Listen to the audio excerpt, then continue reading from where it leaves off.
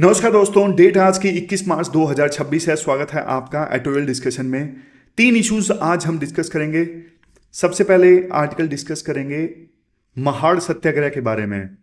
देखो, गांधी जी ने ना दांडी मार्च किया था सोल टैक्स के अगेंस्ट, लेकिन उससे 3 साल पहले एक बहुत इंपॉर्टेंट महाड़ सत्याग्रह हुआ था, क्योंकि डिप्रेस्ड क्लासेस के लोगों को पब्लिक टैंक से पानी पीने से रोका जा रहा था। दांडी मार्च की चर्चा हर कोई करता है, लेकिन महाड़ सत्याग्रह जिसकी इतनी ज्यादा इंपॉर्टेंस है, उसकी चर्चा आपको बहुत कम जगह पे देखने को मिलेगी। तो इस आर्टिकल में हम महाड़ सत्याग्रह के बारे में डिस्कस करेंगे, क्योंकि 100 साल पूरे होने वाले हैं महाड़ सत्याग्रह को। हालांकि 1927 में हुआ था महाड़ सत्याग्रह, लेकिन 100वीं सालगिरह आप कह रहे हो स्टार्ट हो गई है, 100वां साल स्टार्ट हो गया है। दूसरा आर्टिकल फिर हम आज डिस्कस करेंगे। सुप्रीम कोर्ट का एक ऑर्डर आया है जुडिशरी में केसेस की पेंडेंसी को कम करने के लिए, वो डिस्कस करेंगे। और तीसरा आर्टिकल हम डिस्कस करेंगे कि ट्रेड डील्स में सरकार को ना फॉरेन लीकर पे और टोबैको पे टैरिफ कम नहीं करना चाहिए, इस पे रेड लाइन ड्रा करनी चाहिए, क्यों? तो ये 3 इश्यूज हम डिस्कस करेंगे। चलिए डिस्कशन स्टार्ट करते हैं। हमारी आज की डिस्कशन में फर्स्ट इंपोर्टेंट आर्टिकल महाड़ सत्याग्रह के बारे में है। आप देखो, GS paper 1 modern India history से इस आर्टिकल को रिलेट कर सकते हो। आप ना सोच के देखो, एक 12 साल का बच्चा प्राइमरी स्कूल में, उसे बहुत प्यास लगी है। क्लास में देखो, वैसे पानी का जो मटका है वो रखा है, लेकिन देखो फिर भी वो बच्चा जो है वो खुद उस मटके से पानी नहीं पी सकता। क्यों? क्योंकि वो डिप्रेस्ड क्लासेस से आता है, वो महार है। अब उस टाइम का एक रूल था। रूल क्या था? रूल ये था, नो पियन नो वाटर। अगर पियन नहीं है तो डिप्रेस्ड क्लासेस के जो बच्चे हैं उनको पानी नहीं मिलेगा। जो डिप्रेस्ड क्लासेस के बच्चे हैं वो खुद मटके से पानी निकाल नहीं सकते थे। पियन उनको ना ऊपर से पानी गिराएगा, वो नीचे से अपने हाथ जोड़ेंगे और जोड़े हुए हाथों में जो पानी गिरेगा बस उसे ही पिएंगे। उनको इजाजत नहीं थी कि वो मटके को हाथ लगाएं और पानी पी लें। समझ गए? क्यों? ताकि जो बर्तन था यानी मटका था वो अपवित्र हो जाता, पोल्यूटेड हो जाता, अगर डिप्रेस्ड क्लासेस के बच्चे उस मटके को हाथ लगाते तो। अगर मान लो पियन नहीं है तो देखो, डिप्रेस्ड क्लासेस के जो बच्चे हैं वो दिन भर प्यासे रहेंगे, लेकिन वो मटके को हाथ नहीं लगा सकते। अब देखो, ये जो मैंने आपको बात बताई ना, ऐसा नहीं कि ये कोई काल्पनिक कहानी है। ये डॉक्टर बी आर अम्बेडकर कहते हैं, ये मेरा बचपन था। उन्होंने अपनी ऑटोबायोग्राफी में ना ये बात खुद लिखी है। उनकी ऑटोबायोग्राफी का नाम है वेटिंग फॉर ए वीजा। इस ऑटोबायोग्राफी में वो इस दर्द के बारे में खुद लिखते हैं। सोच के देखो, ना कोई अकाल है, ना कोई सूखा आया है, ना डेजर्ट है, फिर भी सिर्फ और सिर्फ छुआछात के कारण कुछ बच्चों के जो थे होठ जो थे वो सूख जाते थे। ये उस वक्त की सोसाइटी की रियलिटी थी। अब इसी के खिलाफ लड़ाई लड़ी थी डॉक्टर अंबेडकर ने। बाद में देखो, वही छोटा बच्चा कोलंबिया यूनिवर्सिटी गया, लंदन स्कूल ऑफ इकोनॉमिक्स भी गया, लेकिन जब वापस इंडिया आया तो उसने ठान लिया था कि हालात बदलने हैं। हुआ क्या? 1923 में ना बॉम्बे लेजिस्लेटिव काउंसिल ने एक रेजोल्यूशन पास किया था, बोले रेजोल्यूशन। अब इसमें यह बोला गया था कि सारे जो पब्लिक प्लेसेस है ना वो डिप्रेस्ड क्लासेस के लिए ओपन होने चाहिए। लेकिन देखो, कानून तो आ गया था, बट समाज उसे स्वीकार करने के लिए तैयार नहीं था। आपको पता है, कानून लाना आसान है लेकिन उसे इंप्लीमेंट करना मुश्किल है। तो वो सिर्फ एक कागज का टुकड़ा था, लोग उसे मान नहीं रहे थे, बॉम्बे लेजिस्लेटिव काउंसिल के बोले रेजोल्यूशन को।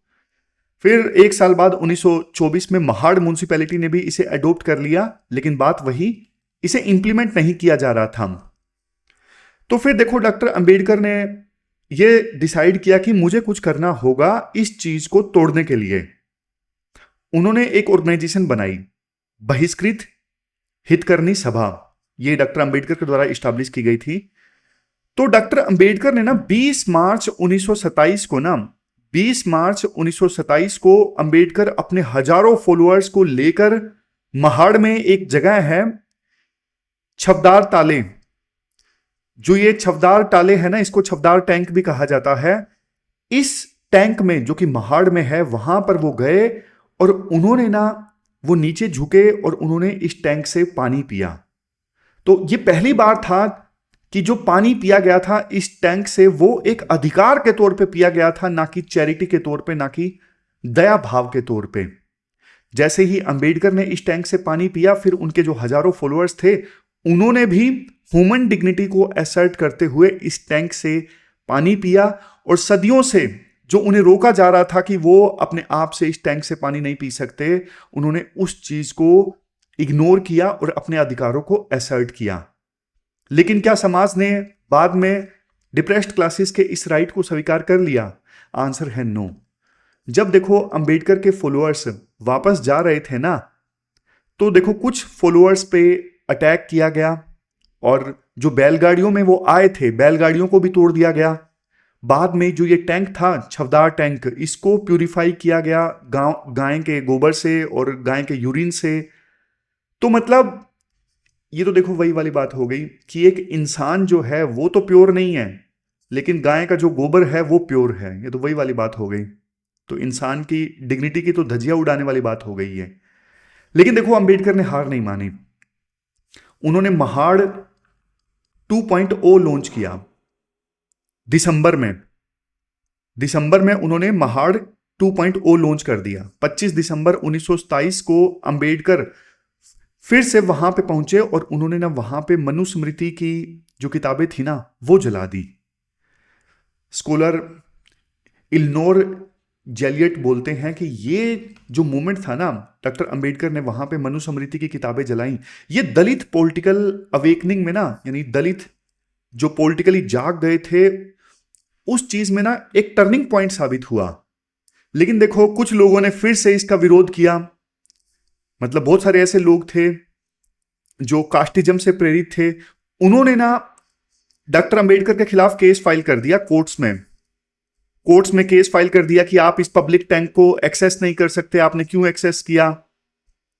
तो 14 दिसंबर 1927 को ना कोर्ट ने भी फिलहाल तो स्टे लगा दिया कि भाई सभी को ना ये जो टैंक एक्सेस करने से हम रोकते हैं। तो अंबेडकर ने इस ऑर्डर का रिस्पेक्ट किया क्योंकि वो लॉ में विश्वास रखते थे, वो संविधान में विश्वास रखते थे, उस समय जो भी ब्रिटिशर्स का संविधान वगैरह था। तो 10 साल तक देखो ये केस चलता रहा।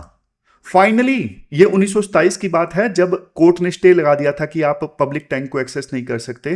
फाइनली 10 साल बाद 17 मार्च 1937 को जस्टिस ब्रूमीफील्ड और जस्टिस वाडिया दोनों ने ऑर्डर दिया और बोला कि भाई ये टैंक जो है वो पब्लिक प्रॉपर्टी है, आप किसी को कैसे रोक सकते हो इस टैंक को एक्सेस करने से। अनटचेबल्स, सो कॉल्ड अनटचेबल बोलेंगे, उनको पूरा अधिकार है टैंक को एक्सेस करने का। तो ये जो केस था वो नरहरि दामोदर वैद्य वर्सेस भीमराव रामजी अंबेडकर के बीच में था और डॉक्टर अंबेडकर इस केस को जीत गए। फाइनली 10 साल के बाद में बॉम्बे हाई कोर्ट ने अलाउ कर दिया कि सभी लोग इस टैंक को एक्सेस कर सकते हैं। तो एक लंबी लड़ाई लड़ी गई ये डॉक्टर अंबेडकर के द्वारा ताकि डिप्रेस्ड क्लासेस को उनके अधिकार दिलवाए जा सकें। अब देखो एक चीज मैं आपको बताता हूं, दांडी मार्च जो गांधी जी ने लीड किया था 1930 में, जिसमें उन्होंने अंग्रेजों के नमक कानून को तोड़ा था, उसकी चर्चा हर जगह होती है।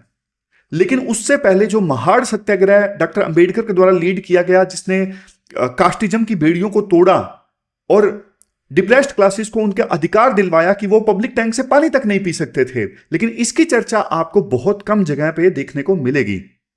आम लोग दांडी मार्च के बारे में जानते हैं, लेकिन महाड़ सत्याग्रह के बारे में यूपीएससी एस्पायरेंट्स जानते हैं या फिर थोड़े और इंटेलेक्चुअल लोग जानते हैं। तो ये दोनों के बीच में डिफरेंस है।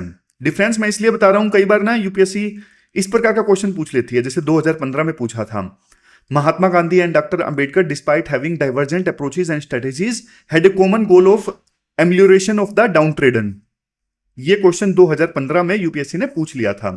तो अगर मान लो ये क्वेश्चन का आंसर आपको देना होता तो आज का जो आर्टिकल था बड़ा काम का था, ये आप एज ए एग्जाम्पल यूज कर सकते थे। तो ये डिफरेंस है। दांडी मार्च में टारगेट कौन था? British colonial rule. Core demand क्या थी?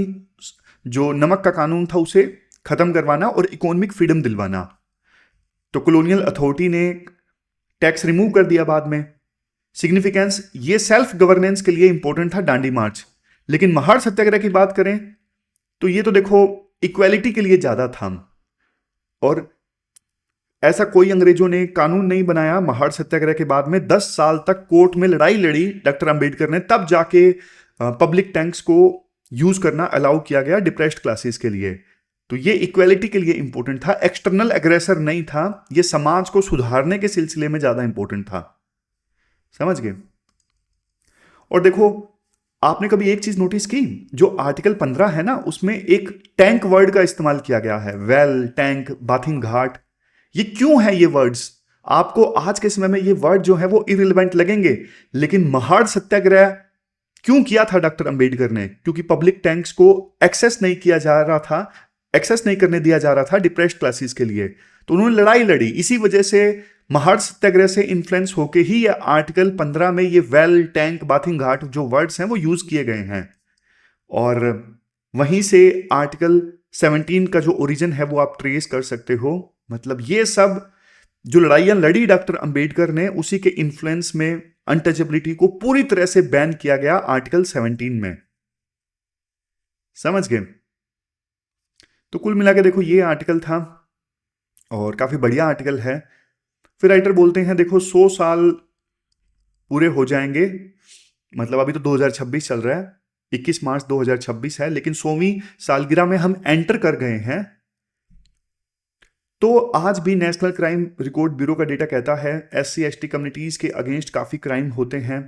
मैनुअल स्क्वेंजर्स की कंडीशंस आज भी काफी खराब है, आज भी उनको उनकी डिग्निटी से वंचित किया जा रहा है।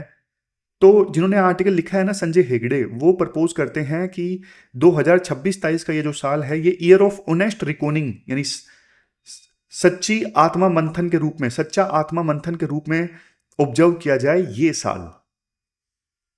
तो प्री में देखो ये सब क्वेश्चंस पूछे जा सकते हैं। बोले रेजोल्यूशन, 14 टैंक, बहिष्कृत हितकर्णी सभा, आर्टिकल 15-17, नर हरि दामोदर वैद्य वर्सेस भीमराव अंबेडकर, इन सब कीवर्ड्स के बारे में क्वेश्चन पूछा जा सकता है प्री में। अब चलते हैं आगे।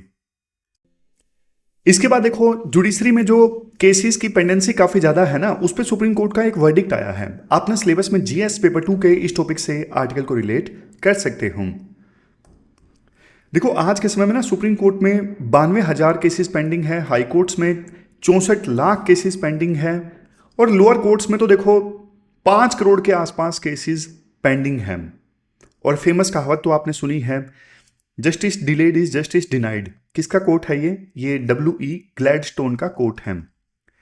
अब देखो इतने सारे जो केसेस पेंडिंग होते हैं ना, इसकी सोशल कॉस्ट काफी ज्यादा है, विक्टिम्स को सजा नहीं मिलती, विक्टिम्स को न्याय नहीं मिलता, इकोनॉमिक कॉस्ट काफी ज्यादा है। मान लो 2 लोगों के बीच में कॉमर्शियल डिस्प्यूट है, अब वो सोल्व होने में इतना ज्यादा समय लग जाता है, बिजनेस एक्टिविटीज प्रभावित होती हैं, बाहर से कोई इन्वेस्ट नहीं करता, देश की इकोनॉमी पे भी असर पड़ता है अगर केसेस की जो पेंडेंसी है वो बढ़ती है। तो कई बार तो ऐसा होता है कि जैसे एक एग्जाम्पल दिया जाता है, 70 साल का बूढ़ा किसान, उसकी जमीन पे किसी ने कब्जा कर लिया, 20 साल तक वो लड़ाई लड़ा, लेकिन वर्डिक्ट आने से पहले ही उसकी डेथ हो गई। बाद में उसके पोते को वो केस लड़ना पड़ा, लेकिन जस्टिस फिर भी नहीं मिला। यानी एक ह्यूमन लाइफ खत्म हो जाती है, लेकिन सिस्टम नहीं सुधरता है। तो फिर तो देखो जब ऐसा होता है ना, तो सिस्टम की जो लेजिटिमेसी है ना वो भी खत्म हो जाती है। मतलब लोगों का जो विश्वास है सिस्टम के ऊपर से उठ जाता है कि भाई कोर्ट में जाने से कुछ नहीं होगा, आउट ऑफ कोर्ट सेटलमेंट कर लेते हैं, बेशक नुकसान उठाना पड़े तो भी। ये देखो ना तो देश के लिए सही है, ना समाज के लिए सही है, ना इकोनॉमी के लिए सही है। तो सुप्रीम कोर्ट ने एक ऑर्डर दिया। ऑर्डर किस सिलसिले में है? कई बार देखो केस ना लंबे इसलिए भी चलते हैं क्योंकि जो वकील है ना वो जानबूझ के ना केसेस डिले करवाते हैं। वो ना तारीख पे तारीख मांगने लगते हैं जज से कि सर मैं तैयार नहीं हूं, अगली तारीख दे दीजिए। सर सॉरी मेरी कार खराब हो गई, मैं नहीं आ पाऊंगा हियरिंग में, अगली तारीख दे दीजिए। सर सॉरी मेरे परिजनों में किसी की डेथ हो गई, मैं नहीं आ सकता, अगली तारीख दे दीजिए। जानबूझ के जो वकील हैं वो बार बार केस को एडजर्न करवाते हैं, कई बार इसलिए कि उन्हें पता है केस लंबा खींचेगा तो उनकी फीस ज्यादा होगी। कई बार वो जानबूझ के डिले टैक्टिक्स को यूज करते हैं टाइम लेने के लिए। मतलब कुछ उनको पता है हम केस हार सकते हैं, तो कुछ फैब्रिकेशन के लिए कुछ, मतलब समझ रहे हो, टाइम अगर ज़्यादा मिल जाएगा तो शायद हम सामने वाले के गवाह खरीद सकते हैं, शायद कुछ और कर सकते हैं। इस वजह से भी कई बार जानबूझ के जो टाइम है वो मांगा जाता है। लेकिन अब सुप्रीम कोर्ट का एक ऑर्डर आया, सुप्रीम कोर्ट ने बोला देखो पुराने जो एक्सक्यूज है ना केस एडजर्न करवाने वक्त जो दिए जाते हैं वकीलों के द्वारा कि मैं दूसरी कोर्ट में बिजी हूं या फिर मेरी कार खराब हो गई, वो नहीं चलेंगे। सिर्फ 2-3 चीजें एक्सेप्ट की जाएंगी जज के द्वारा अगली तारीख देते वक्त। एक तो किसी क्लोज रिलेटिव की डेथ हो गई है या फिर बहुत सीरियस इलनेस है, नहीं हॉस्पिटलाइज्ड है कोई क्लोज रिलेटिव, सिर्फ यही बहाने माने जाएंगे, अदरवाइज कोई और दूसरा बहाना नहीं माना जाएगा।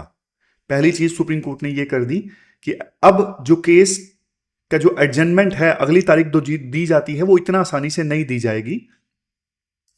दूसरा, वकीलों को ना स्पेसिफिक रीजन कोर्ट में देना पड़ेगा कि मुझे इसलिए अगली तारीख चाहिए, इस तारीख पे मैं इसलिए उपस्थित नहीं हो सकता। वेग एक्सक्यूज नहीं चलेंगे। कोई वेग एक्सक्यूज देगा जैसे मेरी कार खराब हो गई, मैं दूसरी कोर्ट में बिजी हूं, वो तुरंत के तुरंत रिजेक्ट कर दिया जाएगा जज के द्वारा और अगली तारीख नहीं दी जाएगी। और वकील जब ये बताएगा ना कि मुझे इस तारीख को मैं उपस्थित नहीं हो सकता, प्लीज आप अगली तारीख दे दीजिए, तो ना उसे यह भी बताना पड़ेगा कि इससे पहले उसने कितनी बार एडजर्नमेंट लिया है इस केस में, मतलब इससे पहले कितनी बार उसने अगली तारीख मांगी है। तो ट्रांसपेरेंसी रहेगी तो जज को भी देखो इमीडिएटली पता लग जाएगा कि वकील जो है वो डिले टैक्टिक्स जो है वो यूज कर रहा है। तो बार बार जो एडजर्नमेंट कई वकील करवाते हैं वो नहीं करवा पाएंगे, उनका एजेंडा एक्सपोज हो जाएगा। अब तीसरी चीज, प्रोसीजरल सेफगार्ड्स भी सुप्रीम कोर्ट के द्वारा बताए गए हैं, जैसे एडवांस नोटिस देना जरूरी है। जब भी मान लो ऐसा नहीं कि सुनवाई 12 बजे स्टार्ट होने वाली है और 12:05 पे वो वकील आ जाए या फिर 5 मिनट पहले आ जाए और बोले कि अभी तारीख है लेकिन उपस्थित नहीं हो सकता, मतलब किसी जूनियर को भेज दिया गया और बोल दिया गया कि जो मेरे सीनियर वकील हैं अभी नहीं आ सकते, वो किसी दूसरे केट में है, तो अगली तारीख दे दीजिए। ये सब नहीं चलेगा, एडवांस नोटिस देना जरूरी है, मैंडेटरी एडवांस नोटिस। अब मैंडेटरी एडवांस नोटिस हो सकता है 1 दिन पहले हो, 2 दिन पहले हो, जो भी है। सीधा लास्ट मिनट में कोर्ट में आके नहीं बोल सकता वो वकील या फिर उसका जूनियर कि आज प्लीज पॉसिबल नहीं है हियरिंग, अगली तारीख दे दीजिए। एंड मौके पे ये नहीं अलाउ किया जाएगा, एडवांस नोटिस देना जरूरी है। और जो दूसरे वाली पार्टी है उसको ये हक दिया जाएगा कि भाई आप अगर अपोज करना चाहते हो अगली तारीख तो आप अपोज करिए, समझ गए? यानी दूसरी पार्टी को भी पूरा अधिकार दिया जाएगा कि वो कोर्ट में एडजर्नमेंट रिक्वेस्ट का विरोध कर सकें। और सभी सबमिशंस की ना स्ट्रिक्ट डेडलाइंस होंगी, कोई इनडेफिनिट एक्सटेंशन नहीं होगा, केस लंबा नहीं खींचा जाएगा इनफाइनाइट टाइम तक। तो देखो इसका नेट इफेक्ट ये होगा, जो एडजर्नमेंट किया जाता है ना केस को, अब वो एक तरफा नहीं होगा, कोर्ट का जो टाइम है वो बचेगा। तो ये अच्छा ऑर्डर है सुप्रीम कोर्ट का। देखो यूएस और यूके के सुप्रीम कोर्ट में ना ओरल आर्ग्यूमेंट्स जो होते हैं ना किसी भी केस में, उसकी एक स्ट्रिक्ट टाइमलाइन होती है, उनको फिक्स टाइम दिया जाता है पर साइड 30 मिनट्स। और जो केस का एडजर्नमेंट है वो बहुत रेयर होता है, एक्सेप्शन होता है। लेकिन हमारे देश में तो ये कॉमन है, एडजर्नमेंट कॉमन है कि अगली तारीख दे दी, अगली तारीख दे दी, तारीख पे तारीख। तभी तो दामिनी मूवी में सनी देओल बोलते हैं तारीख पे तारीख, तारीख पे तारीख, इंसाफ कब मिलेगा। हमारे देश में ये कॉमन है, जबकि यूएस और यूके के कोर्ट में ये बहुत एक्सेप्शन के तौर पे इस्तेमाल किया जाता है। मुझे आज भी याद है, 3-4 दिनों पहले की बात है, जापान की ना एक मिनिस्टर थी, इकोनॉमिक मिनिस्टर थी, 5 मिनट लेट हो गई वो किसी मीटिंग वगैरह में, उन्होंने ना पूरे देश से माफी मांगी। इतना जबरदस्त कल्चर है वहां पे, 5 मिनट लेट होने पे पूरे देश से माफी मांगी। इतना ज्यादा वो वैल्यू करते हैं टाइम की। हमारे देश में तो पॉलिटिशियंस जानबूझ के लेट आते हैं ताकि अपनी वैल्यू दिखा सकें कि हाँ भाई कि हम लेट आए हैं, मतलब वीआईपी है, हमारे पास में टाइम की कमी है। बेशक वो बैठ के टीवी देख रहा है या टाइम पास कर रहा है, लेकिन बस रैली में लेट आएंगे। तो राइटर बोलते हैं देखो सुप्रीम कोर्ट का तो ऑर्डर बढ़िया है, लेकिन सिर्फ इससे काम नहीं चलेगा, माइंडसेट चेंज करना पड़ेगा, वकीलों को माइंडसेट चेंज करना पड़ेगा। अभी वो एडजर्नमेंट को अपना अधिकार समझते हैं ताकि फीस ज्यादा वसूली जा सके। जो लिटिगेंट हैं, जो केस फाइल करते हैं, उनको भी प्रोसीडिंग को सीरियस लेना पड़ेगा और सभी डॉक्यूमेंट्स को ना टाइम पे सबमिट करवाना पड़ेगा।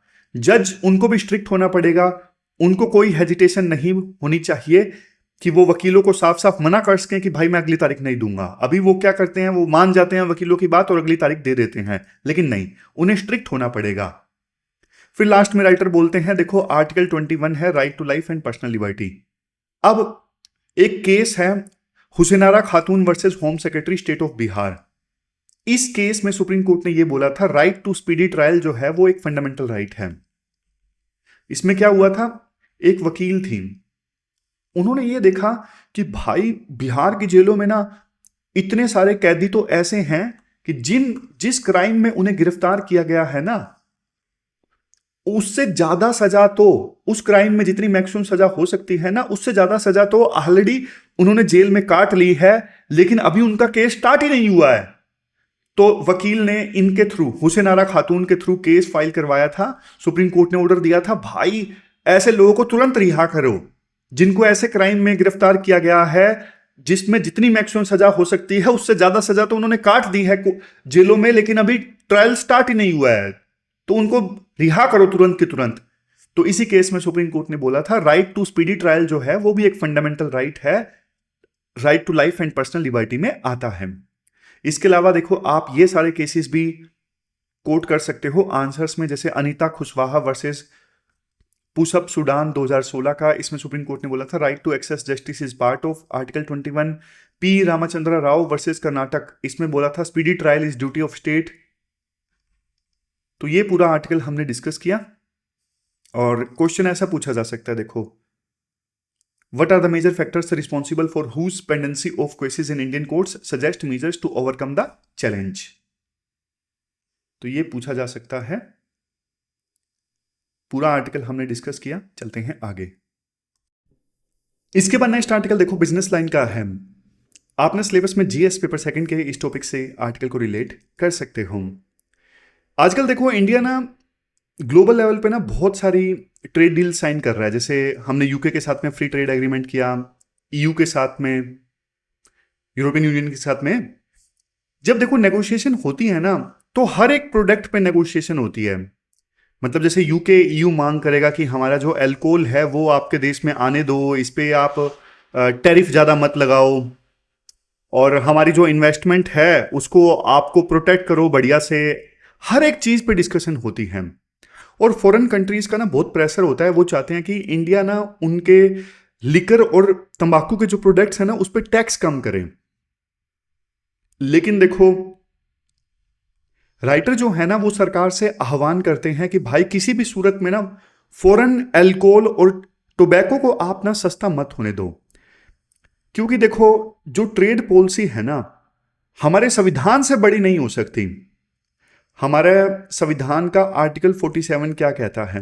हमारे संविधान का आर्टिकल 47 कहता है, स्टेट प्रयास करेगा कि जो ये इंटॉक्सिकेटिंग ड्रिंक्स या फिर ड्रग्स हैं जो हेल्थ के लिए नुकसानदायक हैं उनके कंजप्शन पे बैन लगाने का। लेकिन आप बोलोगे सर डीपीएसपी तो नॉन जस्टिसिएबल है। देखो डीपीएसपी नॉन जस्टिसिएबल जरूर है, लेकिन ये गाइडिंग प्रिंसिपल है कि स्टेट प्रयास करेगा, तो मोरल अथॉरिटी तो है ना कम से कम स्टेट के ऊपर। आप नेशनल इंटरेस्ट के नाम पे ट्रेड डील साइन कर रहे हो, लेकिन क्या नेशनल इंटरेस्ट जो है वो संविधान की स्पिरिट से अलग हो सकता है? नहीं हो सकता। समझ गए? और ये जो अल्कोहल और टोबैको है ना, ये देखो भाई नॉर्मल कंज्यूमर गुड्स नहीं है, ये बिस्किट या कपड़े नहीं है। इनकी वजह से न जाने कितनी डेथ्स होती हैं, कितने डिजीज होते हैं, हमारे देश की इकोनॉमी को कितना नुकसान होता है। जैसे WHO का एस्टिमेट ये कहता है 40 मिलियन जो इंडियंस हैं वो अल्कोहल एडिक्ट हैं, 4 करोड़। हर साल इंडिया में 10 लाख से ज़्यादा मौत होती है टोबैको की वजह से। ये देखो हर साल की बात है, 10 लाख लोगों की मौत होती है अकेले टोबैको की वजह से। और लांसेट और WHO की रिपोर्ट देखो साफ तौर पे ये कहती है अल्कोहल पीने की जो सेफ लिमिट है ना वो 0 है, यानी थोड़ी सी भी जो शराब है वो नुकसान करती है। इवन एक और जनरल है US सर्जन जनरल, इन्होंने ये प्रपोज किया था कि अल्कोहल बोटल्स पे ना एक मैंडेटरी लेबल होना चाहिए मैंडेटरी लेबल जिस पे साफ तौर पे लिखा हो कि अल्कोहल पीने से ना 7 तरह के कैंसर होते हैं। और ये जो बीमारियां होती हैं अल्कोहल पीने से, वो सिर्फ कैंसर तक सीमित नहीं होती। हार्ट संबंधित डिजीज होते हैं, लीवर संबंधित डिसऑर्डर होते हैं, और नॉन कम्युनिकेबल डिजीज काफी ज्यादा होते हैं। ये सब तो देखो इंडिया में बहुत ज्यादा वैसे भी बढ़ ही रहे हैं, आपको पता ही है। और जिन्होंने आर्टिकल लिखा है ना, डॉक्टर अभय भंग, वो ये कहते हैं, मैं ना गढ़चिरौली में गया, महाराष्ट्र का गढ़चिरौली एरिया है, ट्राइबल इलाका है। तो डॉक्टर अभय कहते हैं मैं वहां पे गया, वहां पे मैंने काम किया, और मैंने अपनी आंखों से देखा कि जब देखो गांव में सस्ती शराब आती है ना, तो डोमेस्टिक वायलेंस के केस बढ़ जाते हैं, रोड ट्रैफिक इंजरीज ज्यादा होती हैं, गरीब परिवारों की जो औरतें हैं या फिर बच्चे हैं उन पे इस चीज का सबसे ज्यादा असर होता है। और इसीलिए देखो बहुत सारे राज्यों ने, जैसे गुजरात ने, बिहार ने, नागालैंड ने, मिजोरम ने पूरी तरह से प्रोहिबिशन कर रखा है, यानी शराबबंदी कर रखी है। अगर देखो हमारी स्टेट गवर्नमेंट्स बैन लगा सकती हैं शराब के ऊपर, तो कम से कम जो नेशनल गवर्नमेंट है, यूनियन गवर्नमेंट है, वो ट्रेड डील्स के थ्रू शराब सस्ता कैसे कर सकती है? ट्रेड डील्स में वो इतना तो जरूर इंश्योर करे कि वो फॉरेन लीकर को इंडिया में ना आने दे सस्ते दामों में। समझ गए? जब देखो सरकार फॉरेन कंट्रीज के लिए, दूसरे देशों के लिए टैरिफ कम कर देती है लीकर पे, सस्ती शराब हमारे देश में आती है, तो फिर क्या असर होता है? फिर देखो सस्ती शराब बिकेगी हमारे देश में। प्राइम टारगेट कौन है? इंडिया का यूथ है। इंडिया का यूथ ही तो है प्राइम टारगेट। अब प्राइम टारगेट इंडिया का यूथ है। यूथ देखो मान लो एडिक्टेड हो जाएगा तो उसकी प्रोडक्टिविटी गिर जाएगी। प्रोडक्टिविटी गिर जाएगी तो हेल्थ पे असर पड़ेगा, इकोनॉमी पे असर पड़ेगा। तो ये तो आर्मी हो गई ना। एक तरफ जो डील मेकर्स हैं, जो नेगोशिएटर हैं, वो खुश हो जाते हैं कि हमने फॉरेन कंट्रीज को अलाउ किया कि वो सस्ती लिकर हमारे देश में भेज के, लेकिन बदले में हमें दूसरे प्रोडक्ट्स पे भी टैरिफ उन्होंने कम कर दिए। लेकिन भाई जो लिकर पे टैक्स वगैरह कम किया आपने, उसका और ज्यादा क्या असर पड़ेगा वो तो आपने काउंट किया ही नहीं कि हेल्थ कॉस्ट कितना आ रहा है, क्राइम कितने बढ़ रहे हैं, वो सब आपने काउंट किया ही नहीं। वो भी तो आप काउंट कीजिए ना। तो कुल मिला के देखो इंडिया को ना एक रेड लाइन चाहिए कि ट्रेड पॉलिसी में ना हम किसी भी सूरत में अल्कोहल और टोबैको के टैरिफ कम नहीं करेंगे। तो ये इंडिया को रेड लाइन ड्रा करना चाहिए कि इस पे हम कोई नेगोशिएट नहीं करेंगे, इस पे हम नहीं करेंगे बात। और WTO में भी इंडिया देखो इसके अगेंस्ट ना एक प्रिंसिपल स्टैंड ले सकता है। हम बहुत सारी चीजों पे प्रिंसिपल स्टैंड लेते हैं, जैसे जेनरिक मेडिसिन के ऊपर हमने प्रिंसिपल स्टैंड लिया है, तो अल्कोहल के इशू पे, टोबैको के इशू पे भी हम प्रिंसिपल स्टैंड ले सकते हैं। तो ये पूरा आर्टिकल हमने डिस्कस किया और ये थी हमारी आज की डिस्कशन। कल मिलते हैं फिर से एक नई डिस्कशन के साथ। तब तक आप अपना ध्यान रखिए, अच्छे से पढ़िए। Thank you very much for discussion.